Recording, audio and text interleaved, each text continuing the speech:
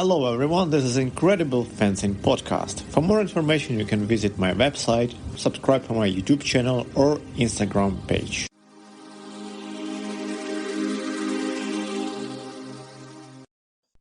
Hey listeners, this is Incredible Fencing Podcast. My name is Taras and episode number 9 is coming up right now. Thank you for subscribing to my podcast. If you're already subscribed. If you haven't subscribed, you can do it right now. Don't forget to check the website and YouTube channel. Also, you can check Instagram page and the Telegram channel where I can upload some news sometimes. And in this episode, I invited another guest, my friend from Ukraine, and the coach, who is, in my opinion, one of the best coaches in the world right now, and last time, Oleg Matseychuk. So we are with Oleg from the same country, we are from Ukraine. So usually we speak Ukrainian with each other, right?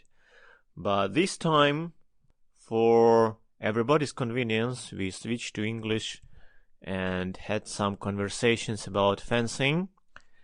I tried to prepare some nice questions, but I think when you talk with a person like Oleg, there are many questions you can ask him, and of course, that time we dedicated for our video call is actually not enough. I have so many questions and so more questions. Maybe we can do one more episode later. Who knows? It depends on the Oleg's time, because he's getting busier right now, because this year is gonna be Olympic Games happening in Japan, and there is not much time to do any other stuff except preparing his team to perform well at the Olympic Games, which is at their homeland, right? It's very important for them. This is one of the most important competitions of the whole life of many Japanese, not just fencers, but all sportsmen, right? So, making long story short, I will tell you guys something about Oleg if you don't know him directly. So Oleg is Ukrainian fencer. He's former Ukrainian fencer. He was participating in many Ukrainian national and international competitions, numerous World Cups, Grand Prix, and World Championships. He also participated in Olympic Games, so he is Olympian in individual and in team events. If I'm not wrong, his best result I could find in internet was top 8 in European Championship. But the best result he made was result as a coach already. So after he finished his fencer's career, he became a fencing coach, and in 2003 he moved to Japan. As the Japanese Federation, they invited him to coach foil fencing team. So he was coaching male and female foil teams. So of course, at the beginning, they wanted to show great result at the Olympic Games in Athens 2004, but that was very difficult because at that time fencing in Japan was not very strong, not very developed. Probably they had some strong people already, but compared with many European countries, it was very difficult to win some medals in Athens, right? But in Beijing, the student of Oleg, He's a fencer, very strong and very fast fencer. Yuki Ota won a silver medal, and that was first big result for Japanese fencing team. And sooner they won silver medal in teams event in London 2012. And in 2015, Yuki Ota also won gold in World Championships in Moscow. So that was kind of the best result Japanese fencers showed in the last maybe 20 years. I haven't checked their results like a long time ago, but for last 20 years, basically they have 2 silver medals in Olympic Games and gold at the World Championship. And a little bit later, another Japanese fencers, they won silver and bronze medals at World Championships. But now they are training hard and they are preparing to home Olympics in Tokyo. It was supposed to be 2020 Olympics, but we all know what happened last year, and Olympic Games were postponed to this year. So it's going to be Tokyo 2020, but in the year of 2021.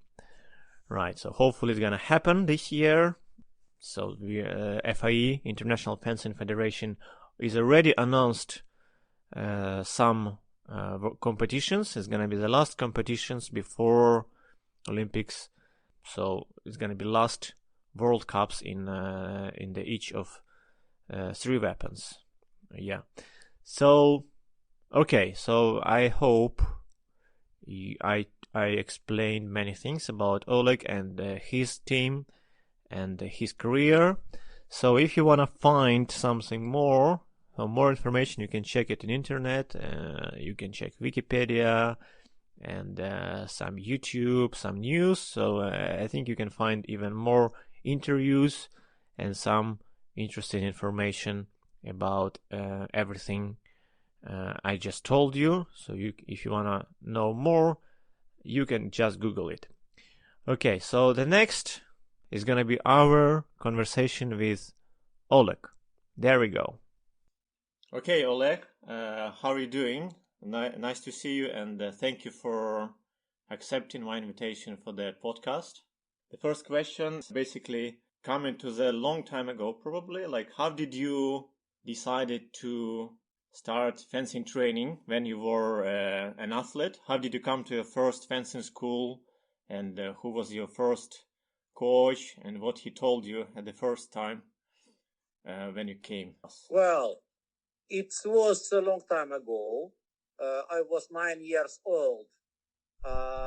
Teacher from nearest school called children for play fencing. At that time, I was catch a cold and I was absent. Mm-hmm.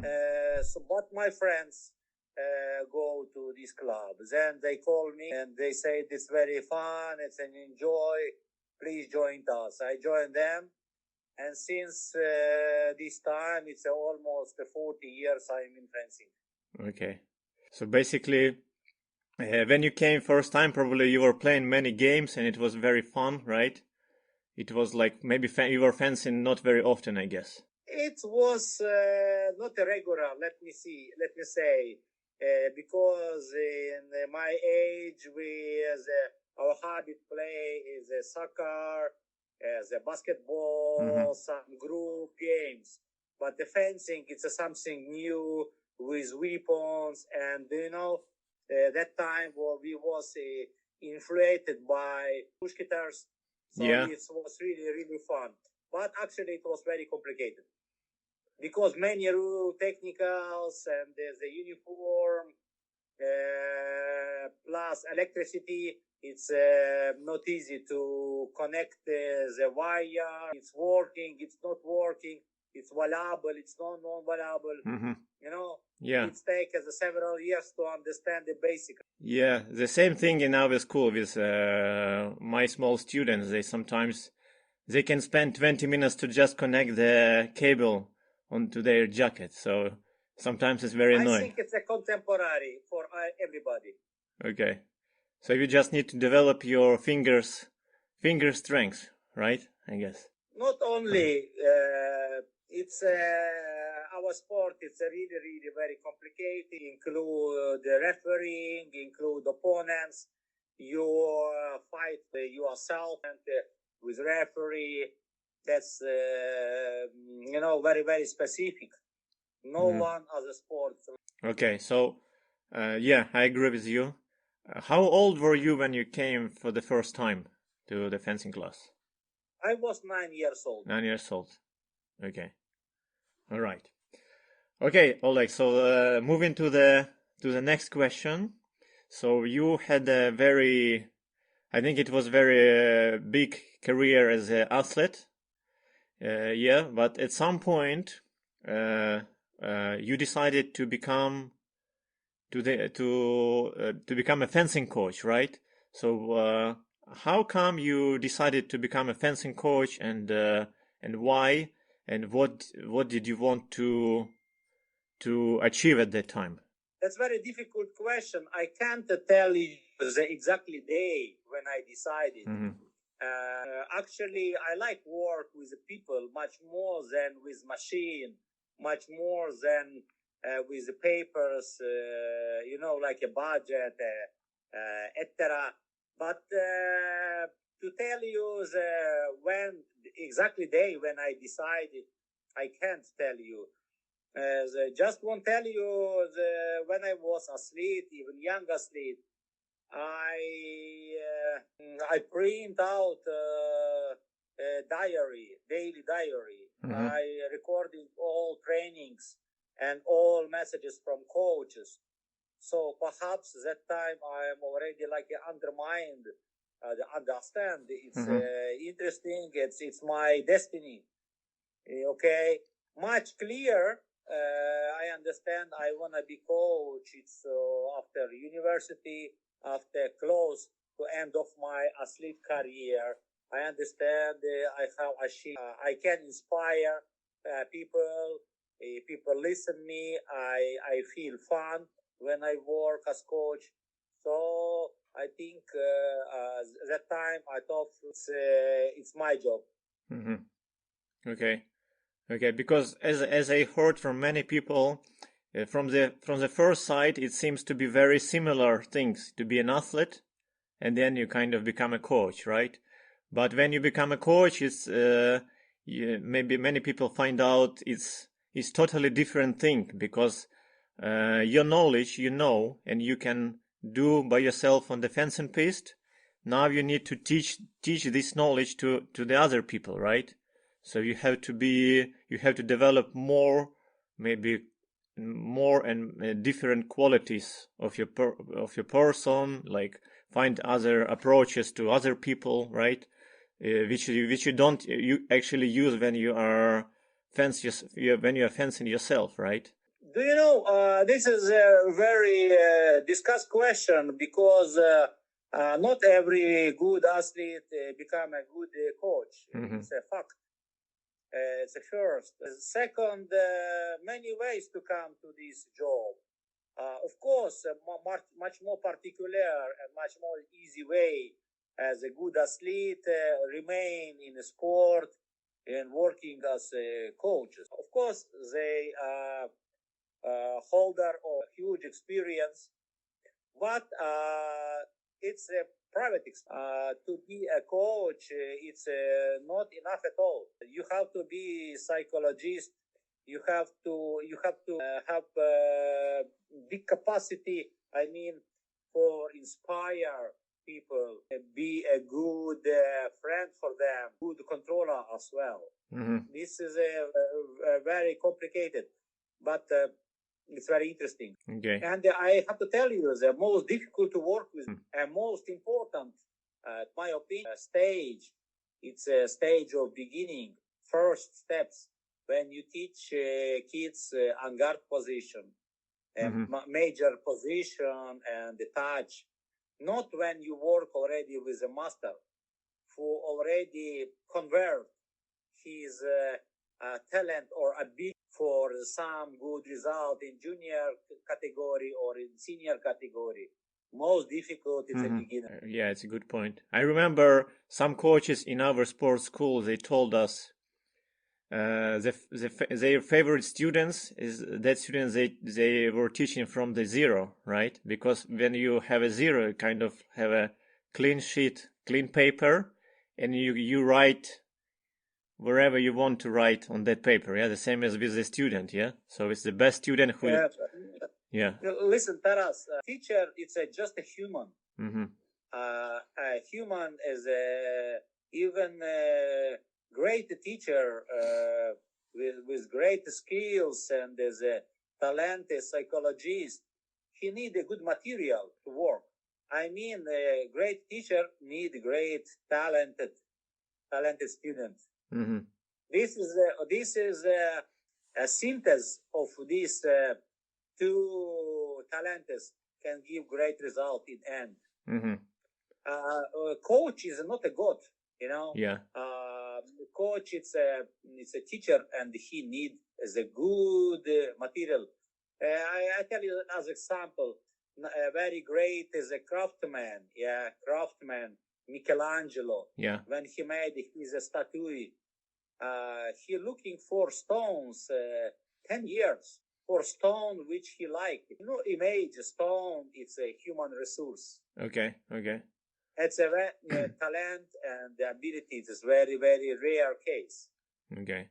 Do you think it's possible if somebody who has zero talent but he's working hard, can he catch up that people who are talented maybe? Yeah. So if he working much harder than other people, can he catch up them? I don't believe so because I have many examples. You can 24 hours, but you will not achieve a great result as talented. Actually, talent is as a formula of success. It's talent. Okay. Not enough have only talent and be a lazy, and not enough to be a hard worker without. Okay, yeah, that makes sense. So basically, it's a combination. Yeah, combination. Okay, all right. Yeah, so it's like in, but basically, yeah. Even I also tell to my students, like in football, we have like Messi and Ronaldo, right? So basically, Messi is very talented. Yeah, but Ronaldo working hard. But I think Ronaldo also has some sort of talent at the beginning, right? Absolutely. Of course, depend with who you compare. Maybe talent of Ronaldo is less than talent of Messi, but for sure it's he is much talented than rest players. Okay. So we can't say Ronaldo. He work hard. He has talented. He's very fast. He's good in combat. He's good head. Finally, it's question for the specialist for the football. Yeah. Can you call some your the most favorite fencers like in foil in all time who's got the most talent? You think, like if you can remember them. You know, Taras, each epoch have different heroes. Each epoch, and if we tell recent 10 years or recent 20 years or recent 30 years, so it's I cannot say as a one. Okay. I cannot say as a one is the most talented player. I can tell you, I'm almost 50 years old.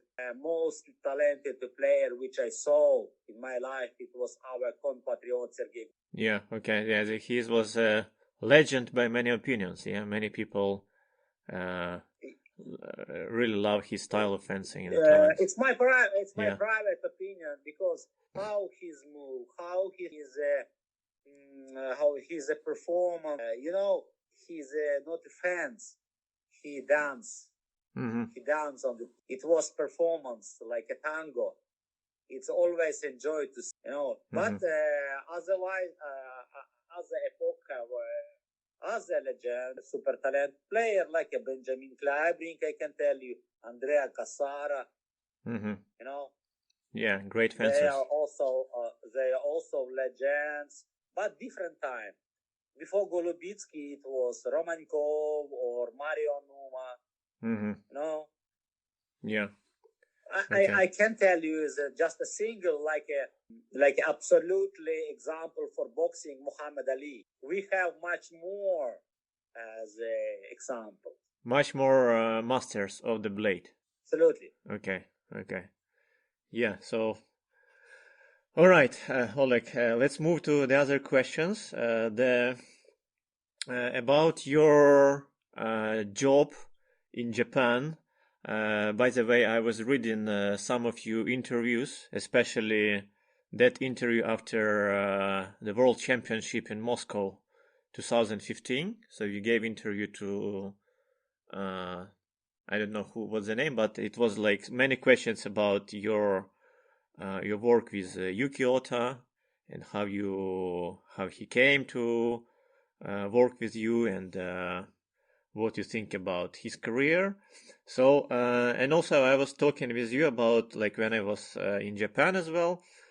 So one time you told you created some maybe not you but you all guys, you created some team culture in your team. Yeah, so you have some traditions every training. You kind of gathering together, you have some meetings. Yeah, so what is the quintessence of your team culture, if it's not a secret, of course?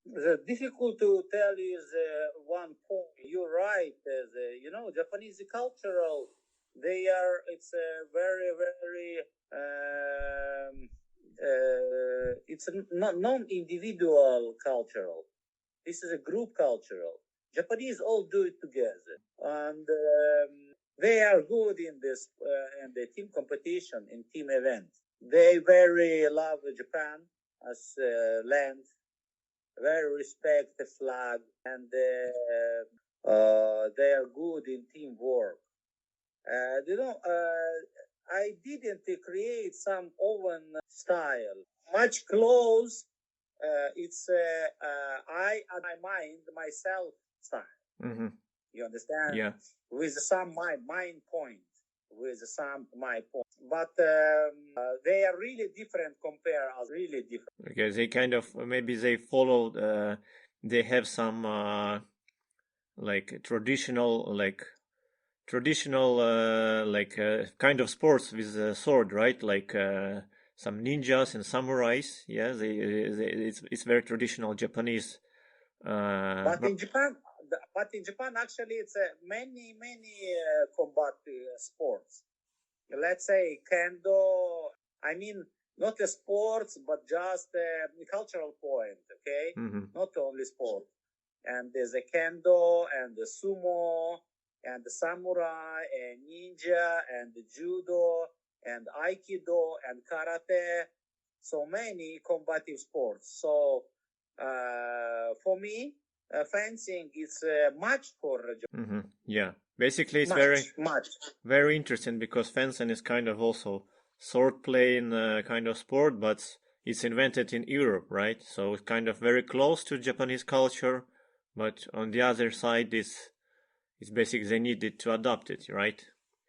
They need to get used to exactly. But do you know, Taras, we are not alone in this point. Many countries like Japan. In Japan, fencing is a minor sport and amateur sport. But for us, it's very difficult to compete against the top world country like Russia, France, Italy, which have a huge budget and there's big facilities as great coaches. We haven't this opportunity, Yeah. And this menu, these points is not recent 2 or 3 years, it's 100 years, Yeah. This is already it's already fundamental in these countries. We are just we just try to create some similar. Okay. Which is not easy, but we try. So basically, you are just beginning, yeah? It's last 10 years, just beginning of maybe 15 years. Let me say, I am not a beginner. I am maybe like a found somebody who is push this machine to some direction. I hope it's a right direction, but other people have continue after me. Okay, all right. Yeah, you did good job. You did very good job, and it basically, I think your like very significant success in Japanese national team is when you went to Olympics. So when Yuki Ota won silver, yeah, it was a great. But I think when they won silver in team, it was even greater, because I think like in team event is even more important than individual, right, for the whole Japanese team. I think so. And first medal in 2008, it was Ota individual competition. Ota really is very talented player and very charismatic person. But team competition for me was much more big value, this medal, because it's a confirmation of my and team work is a good one. Mm-hmm. You understand? Not only single player, but a group of player. Yeah, but anyway, yeah, he won individually, but it's also victory for the whole team who were sparing with him and who were supporting him, right? So I think it's very important. Right. You never can win alone, right? Sure. Yeah, it's very, yeah, I agree. So when did your team won silver medal at the Olympics? What was your feeling? Of course, it's great to win a medal. Silver medal is super nice. But did you feel any chance you guys, did you have any feeling at some point you guys could win gold, or like it was more like negative or positive feeling like at the end? Because it's great to win silver, but everybody wants to become a champion anyway, right? So what was your emotions? Can you describe it? Never say never. Impossible is nothing. We reach a final games before we beat a double score China, and then in dramatic match beat Germany in semi-final, and in middle of a final we lead against Italy. Yeah, I remember. We lead against Italy, and this is a sport nobody knows. And of course, 90% of my mind was full of happiness, and I was very satisfied, and I can't keep my emotion. I was really happy to get with guys the silver medal, and the rest 10% was negative and non-satisfied, because our captain Ota in this day was not good. If Biota was in his original condition, if Biota was is much more motivated and aggressive, I believe we can beat Italy. But it's already history. Yeah. But nevertheless, I remember I was talking with Zhimik Wojciechowski. He was talking about the match with Germany in semi-final. So he was making example of Yuki Ota when it was like last second or last 2 seconds, right? Yuki had 2 seconds. Yeah, Yuki had to make a hit, right, to make score equal. So he went premeditated attack, right? He went to attack, and he was expecting Peter Jopich take parry, right? And he hoped he didn't go to riposte. Yeah, he went to remise immediately. Yeah, and he scored with one light. We training this action a lot of time. Mm-hmm. we are modeling the kind of fencing situation. Okay. For example, how to keep score when we lead and there's several seconds to end, or we are behind 1-2 point and several seconds. What should to do? So I guess Ota was ready for this. It was not just a action from just the action which come in immediately now. He was ready for this action. Okay. And because he have no more time for make a counter pair riposte as a phrase. Remise only. Okay. So I also was asking myself what Peter Jopik could do. So he was leading 2 seconds. And I think it was also quite risky, yeah? So, of course, all foil fencers have this reflex. When you take pair, you need to go to riposte, right? So, maybe he should more, like, take pair and hold it, like, 10 seconds, 2 seconds, right? So he should hold it and never go to riposte, just block it and, like, don't go to risk. Yes, it's one of the methods to hold the parry, do not give riposte.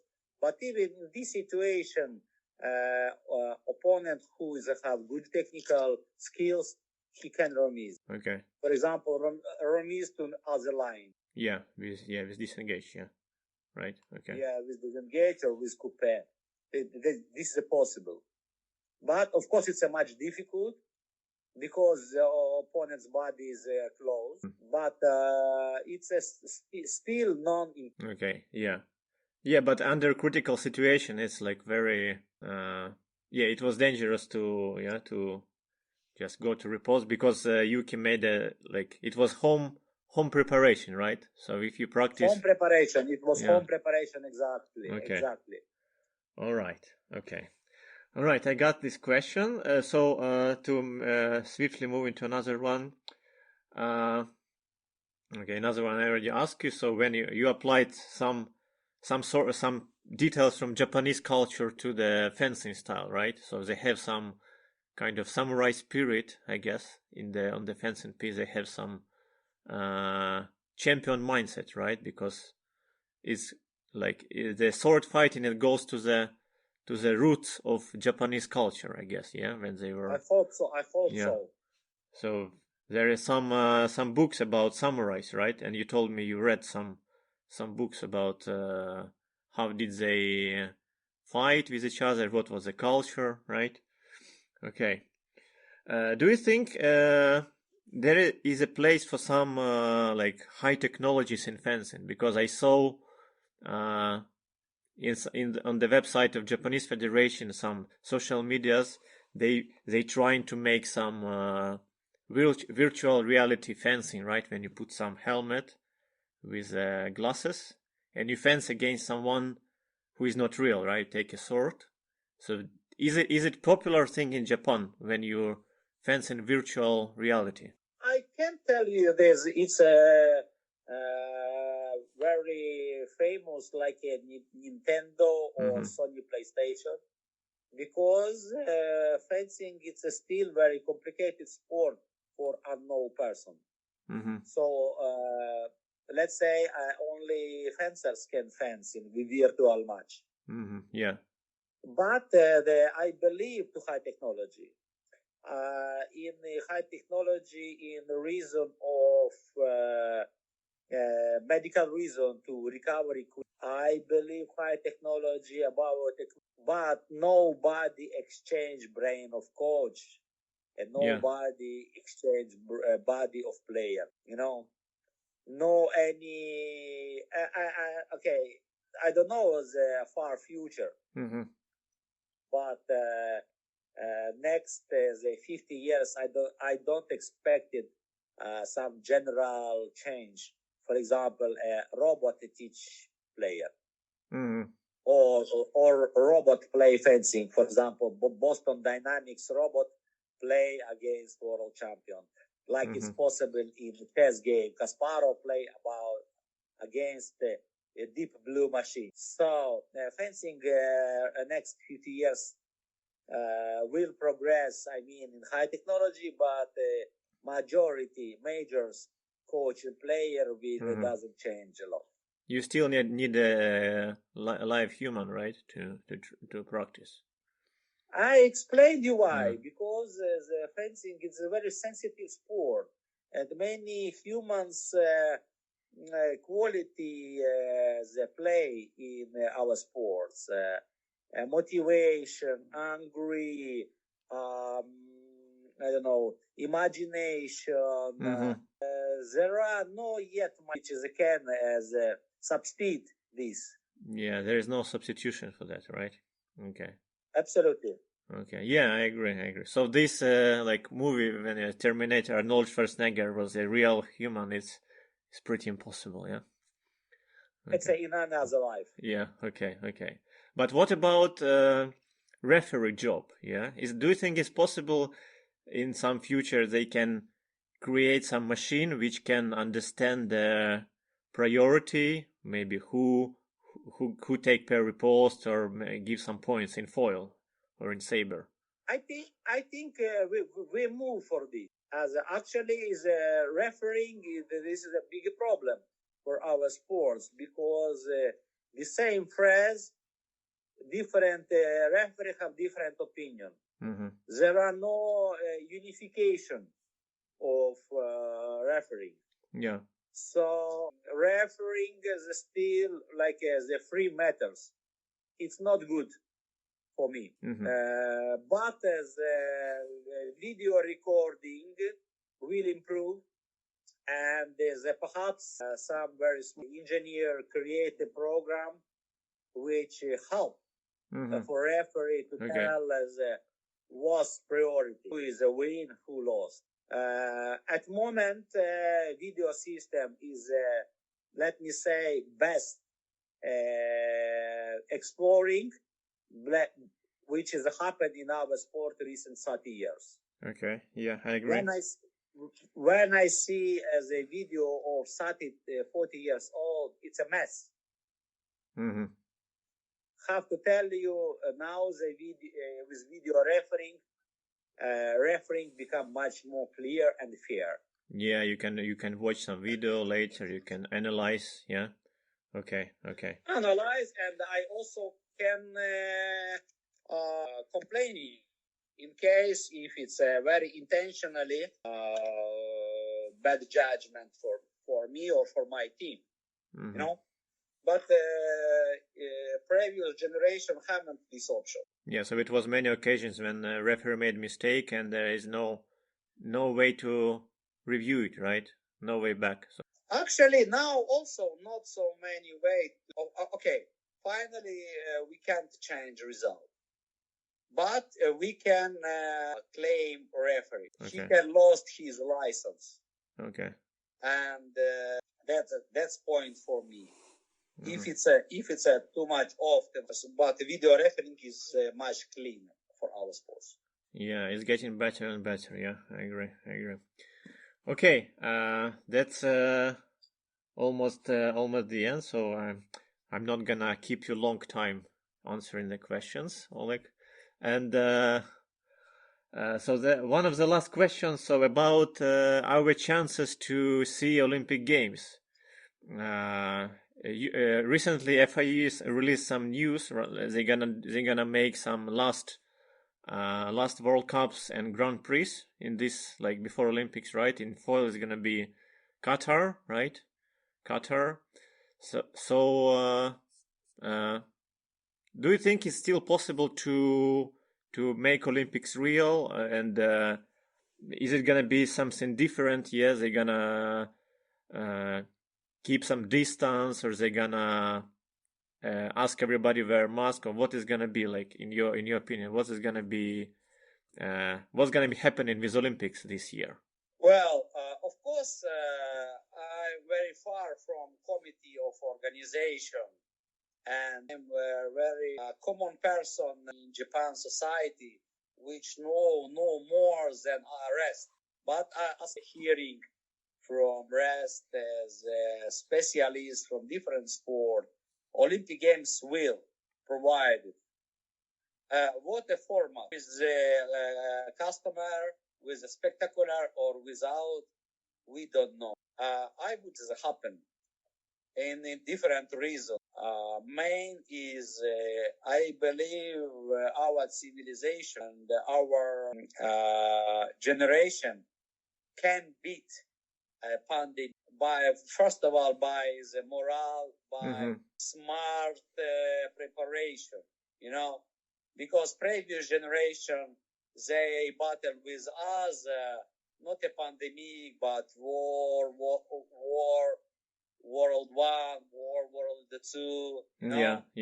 and humanity and generation finally win. So now is our time. Yeah, our time to fight, right? Our time to fight, yes, because never we happen something else, in our generation. So it's it's time to fight for our generation. It's the first reason. Second reason, of course, it's a motivation. Player and coach, they all life prepare for Olympic Games to play, and especially for Japanese, waiting and expected this. So I believe Olympic Games we can see this summer Olympic Games 2021. Yeah, I hope so. Maybe it's gonna be very so many restrictions, right? But anyway, they're gonna do it. They have to do it because many restrictions. Not everybody village is a bit strange format, but yeah. I think we live in modern age. Like maybe some people who would like to come to Japan, they can watch online as well. Now we have this is a nowadays. It's a call for our generation. For world, the civilization, we cannot give up now. Yeah. I think it's gonna get better soon. They already start vaccinate people, right? Are you gonna get vaccinated in Japan? There is any chances? Not yet. Here, vaccination already started, but it's only with medical staff. Okay. Between medical staff. Yeah. Not about rest people. Yeah, not everybody yet. Not everybody. Everybody. Because Japan is a very a big country. 130 millions live here. Yeah. So it's need many dosation, all nationality event process. Nobody knows. Yeah, it's very long. Yeah. The same is basically in the world as well. Yeah, so it's kind of already started, but it's very slow. Hopefully, it's gonna get faster soon. Okay, so the last question, Oleg, is gonna be more funny question. Like, can you tell me and tell some listeners some funny story from your fencing career as coach or athlete, or maybe funny occasion from competitions? So, if you can remember, that. Taras, funny occasions happen almost every day, But as I tell you the one story, when is a previous generation player, Olympic medalist, Chida Kenta. Yeah. He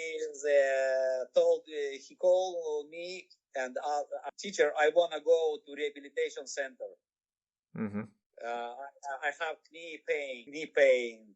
And I say, of course, you have to go. And then Ota or somebody, Oleg, please go to dress room and see a Kenta, Chida. And after half of hour, I come to the changing. He is a very peaceful slept there. So he life for me. He's just tired and he goes to sleep and he goes to sleep. But I don't wake up him. Okay. And still very peaceful sleep. And these funny stories happen almost every day. Okay. So did you ask him how did his rehabilitation go when he come back? Yes. I don't remember in details, But I understand why it's happened, because we're training very hard, and maybe he give up, but he cannot say I give up. He is create something intention, business, just to sleep. Okay, yeah, fair enough. Okay. All right, that was funny one. Yeah, okay. Yeah, I remember some people in Ukraine also did that kind of thing. Yeah. All right, Oleg. I think it's not just the Japanese. I think it's a common world. Yeah. I know this very well, and I'm a student also. Okay, Oleg, thank you very much for telling us so many things. That was very useful and very interesting, I think. Yeah. I would ask you so many more questions, but it's already a very long conversation. And yeah, so do you have anything to tell to some listeners, maybe some fencers, beginner fencers, who is just starting their fencing way, how they need to inspire themselves on their fencing way? First of all, they have to, because dream is power. Okay. First is dream, next is action. All right.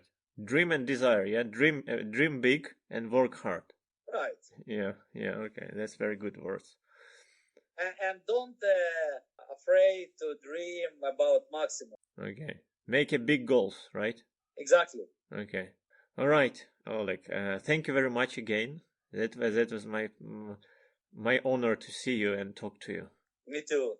Thanks for question. Good luck. Yeah, good luck to you. Thank you. Bye. Bye. All right, guys. Hopefully this interview was pretty nice for you to listen. And of course, the sound quality sometimes is not the best, but that's the way it is, right? So it's basically based not on perfection, but on connection, right?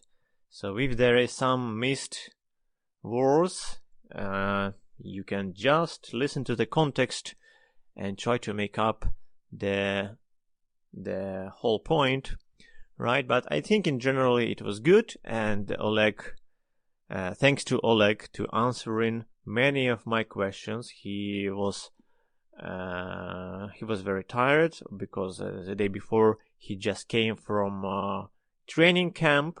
It was 2 weeks training camp, not in his hometown in Japan. Yeah, his hometown in Japan is Tokyo. It's a big city, but this time they had a training camp somewhere else, so he had to travel.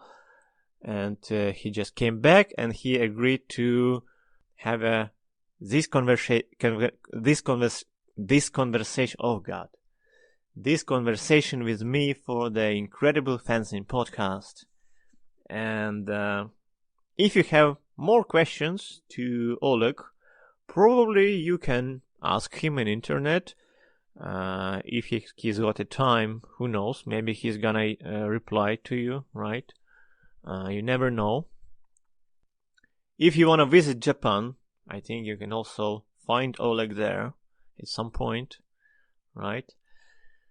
And the last thing I wanted to tell, if you haven't subscribed to this podcast, please do.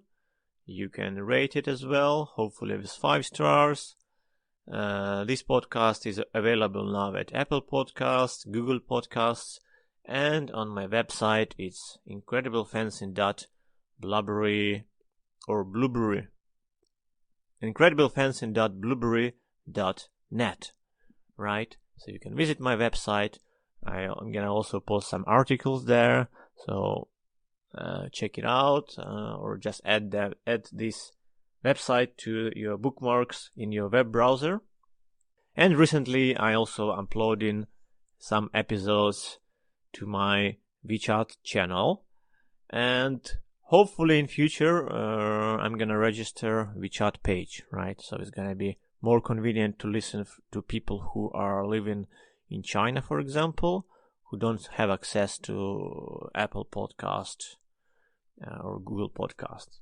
All right, and I think this is a time to say bye-bye and have a nice day.